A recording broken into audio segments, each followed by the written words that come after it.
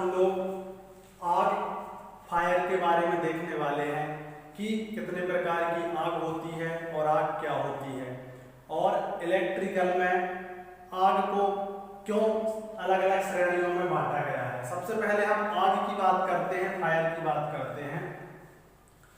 किसी भी ज्वलनशील पदार्थ का जलना क्या कहलाता है? आग कहलाता है, जिसमें आग की प्रक्रिया में विभिन्न प्रकार की क्रियाएं शामिल होती हैं, जैसे ऊष्मा उत्पन्न होना और धुआं वगैरह निकलना। ठीक इस प्रकार की क्रियाएं शामिल होती हैं।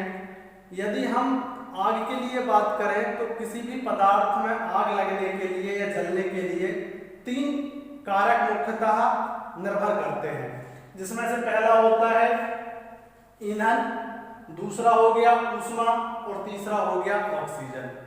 यदि इन 3 कारक में से कोई भी एक कारक अनुपस्थित होता है तो वहां पर आग संभव नहीं है। और जब हम आग को बुझाते हैं किसी भी कारण से, तो हम क्या करते हैं, इन 3 कारकों में से एक को अनुपस्थित करने की कोशिश करते हैं, मतलब एक को रोकने की कोशिश करते हैं।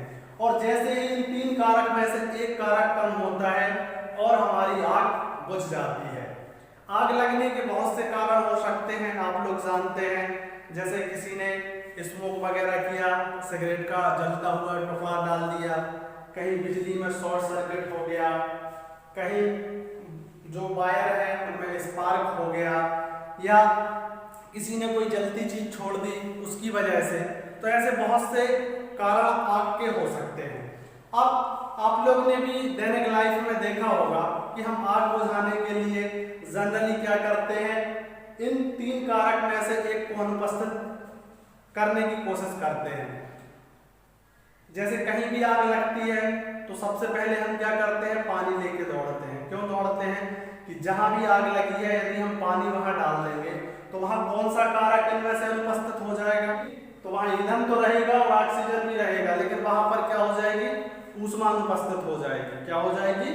ऊष्मा अनुपस्थित हो जाएगी। ईंधन भी वही रहेगा, ऑक्सीजन भी वही रहेगा, लेकिन वहां क्या होता है, पानी डालने से वहां की जो ऊष्मा है वह क्या हो जाती है, नष्ट हो जाती है, और इसलिए जो आग का प्रकोप है वह कम हो जाता है और कभी कभी पूरी तरह समाप्त भी हो जाता है।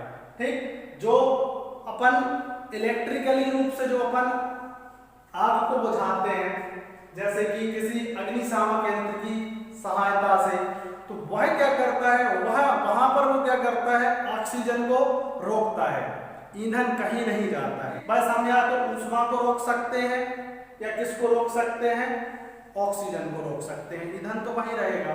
तो ये चीज आपको ध्यान रखना है कि इनको तीनों में से हमको एक अनुपस्थित करना है। जो ईंधन को अनुपस्थित करना तो संभव होता नहीं है क्योंकि पहले से ही आग लग चुकी है, तो इन दोनों को हम क्या करते हैं, रोकने की कोशिश करते हैं। तो समझ में आया आग के बारे में। अब हम देखते हैं आग के प्रकार। अब हम लोग आग के प्रकार देखने वाले हैं कि कितने प्रकार की आग होती है और उन आग को कौन कौन से अग्निशामक यंत्र से बुझाया जा सकता है या बुझाया जाता है। अभी जो आपका ITI में जो आग है उसको 4 भाग कैटेगरी में बांटा गया है, श्रेणी A, श्रेणी B, श्रेणी C और श्रेणी D। और चारों आग को बुझाने के लिए हम अलग अलग प्रकार के अग्निशामक यंत्र का प्रयोग करते हैं। इसकी जरूरत क्यों पड़ी, पहले आपको ये समझना है, क्योंकि जो आग की कैटेगरी है वह अलग अलग होती है। और जैसे कि जो 4th ग्रेड की आग है हम उसको जल से नहीं बुझा सकते हैं, और यदि हम जल से बुझाएंगे तो दुर्घटना हो जाएगी और उसके परिणाम भयंकर होंगे।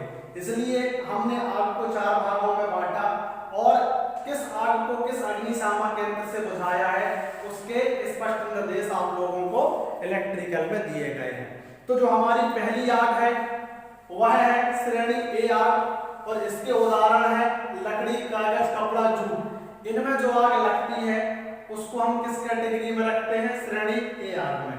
अब इसको कौन से अग्निशामक यंत्र से बुझाया जाता है, यदि हम अग्निशामक यंत्र की बात करें तो जो जल युक्त अग्निशामक यंत्र है उससे इस आग को बुझाया जाता है।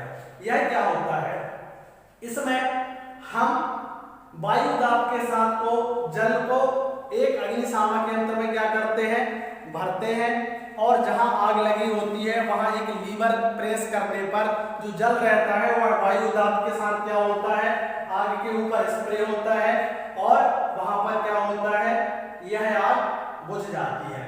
जब हम उसमें पानी का वायु दाब के साथ स्प्रे करते हैं तो वहां पे कौन सी चीजें अनुपस्थित होती है, वहां पर ऊष्मा अनुपस्थित हो जाती है, और जिस कारण से जो ए श्रेणी की आग है हम उसको क्या करते हैं, बुझा पाते हैं। तो समझ में आया क्या होती है ए श्रेणी की आग। ठीक, अब हम बी श्रेणी की आग देखते हैं। अब हम लोग श्रेणी बी प्रकार की आग देखने वाले हैं कि क्या होता है। श्रेणी बी प्रकार की आग जो हमारे ठोस तथा द्रव ज्वलनशील पदार्थ होते हैं, जैसे डीजल हो गया, पेट्रोल हो गया, केरोसिन हो गया, उनमें जो आग लगती है उसको हमने श्रेणी बी प्रकार की आग में रखा है। और इसको बुझाने के लिए हम जल वाले अग्निशामक यंत्र का प्रयोग नहीं करेंगे, हम इसको बुझाने के लिए फोम या झाग प्रकार के अग्निशामक यंत्र का प्रयोग करेंगे। जो झाग है वह खनिज तेल, साबुन आदि पदार्थों से मिलकर बनती है। हम क्या करते हैं, खनिज तेल और साबुन आदि पदार्थों को एक प्रेशर के साथ या दाब के साथ क्या कर देते हैं, एक अग्निशामक यंत्र में भर देते हैं, और जैसे ही जब पेट्रोल या डीजल में कहीं पर भी आग लगती है तो हम जैसे ही लीवर को प्रेस करते हैं अग्निशामक यंत्र के, वह झाग क्या करती है, जहां आग लगी रहती है उस एरिया को कवर कर लेती है और वहां पर ऑक्सीजन की सप्लाई को कट कर देती है। किसकी सप्लाई को, ऑक्सीजन की सप्लाई को कट कर देती है, जिसके कारण से आग बुझ जाती है। लेकिन आपको एक चीज ध्यान रखना है कि जो फोम टाइप या झाग टाइप अग्निशामक यंत्र है इसका उपयोग आप कभी भी श्रेणी डी प्रकार की आग बुझाने में नहीं करोगे। डी प्रकार की आग जैसे बिजली के तार की आग या शॉर्ट सर्किट की आग को बुझाने में आप नहीं करोगे। क्यों, क्योंकि आप जानते हैं कि जो पानी होता है विद्युत का क्या होता है, सुचालक होता है, जिससे यदि मान के चलिए कहीं पर आग लगी है और आप ऐसे जाके बुझा रहे हैं तो पानी में से सप्लाई आने का डर रहता है और आपको शॉक लगने का खतरा बन जाता है।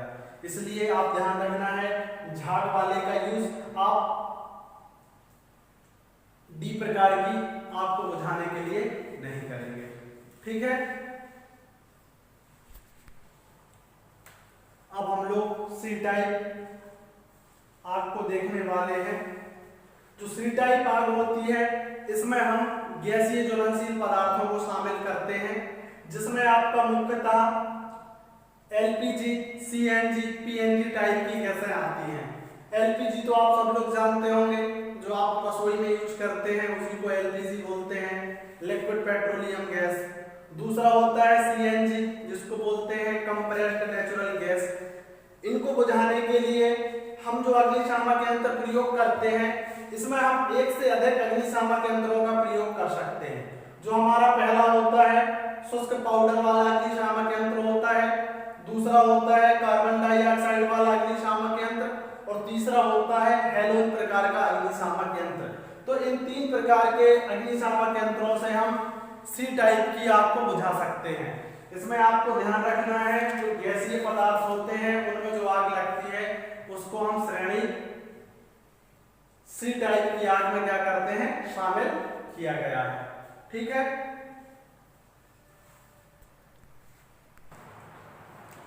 अब हम लोग श्रेणी डी प्रकार की आग को देखने वाले हैं। जो श्रेणी डी प्रकार की आग है इसमें हम बिजली के तारों में लगने वाली आग, शॉर्ट सर्किट या जो हमारे घर में इलेक्ट्रिकल अप्लायंस होते हैं उनमें जो आग लगती है उसको हम किसमें शामिल करते हैं, श्रेणी डी की आग में शामिल करते हैं। इसके उदाहरण हैं सोडियम, पोटेशियम, मैग्नीशियम, एल्यूमिनियम। इन प्रकार की जो धातुएं होती हैं इसमें जो आग लगती है उसको हम डी में शामिल करते हैं। दूसरे शब्दों में हम यह भी बोल सकते हैं कि जो धात्विक पदार्थों में जो आग लगती है उसको हम श्रेणी डी में शामिल करते हैं। इसको बुझाने के लिए हम चार प्रकार के अग्निशामक यंत्रों का प्रयोग कर सकते हैं। पहला है शुष्क चूर्ण या रेत वाला अग्निशामक यंत्र। आप लोग ने देखा होगा कि रेत की जो फैक्ट्री वगैरह होती है वहाँ रेत से भरी बाल्टियाँ रखी रहती हैं, उनका यूज भी हम तारों पर जो आग लगती है नीचे उसको बुझाने के लिए करते हैं। दूसरा है CO2 कार्बन डाइऑक्साइड गैस वाला अग्निशामक यंत्र। तीसरा है CTC जिसका फुल फॉर्म होता है कार्बन टेट्राक्लोराइड और जिसका रासायनिक सूत्र होता है CCl4। फिर उसके बाद जो चौथा है वह है हेलोन। जो हेलोन अग्निशामक यंत्र होता है यह दो प्रकार की गैस से या द्रव गैसों से मिलकर बना होता है, जिसमें जो आपकी पहली गैस होती है CTC कार्बन टेट्राक्लोराइड और जो दूसरी होती है वो होती है BFC जिसका फुल फॉर्म होता है ब्रोमो क्लोरोडाई फ्लोरोमीथेन। इनको क्या किया जाता है, उच्च दाब के साथ एक अग्निशामक यंत्र में भर दिया जाता है और जैसे ही लीवर को हम प्रेस करते हैं यह गैस निकलती है, जहां भी आग लगी रहती है उस क्षेत्र को कवर कर लेती है और वहां पर पहुंचने वाली ऑक्सीजन की सप्लाई को क्या कर देती है, रोक देती है, जिसके कारण जो बिजली के तारों में जो आग लगती है वह क्या हो जाती है, बुझ जाती है। ठीक है, तो समझ में आया आग एवं जो इतने प्रकार के अग्निशामक यंत्र हैं। ठीक।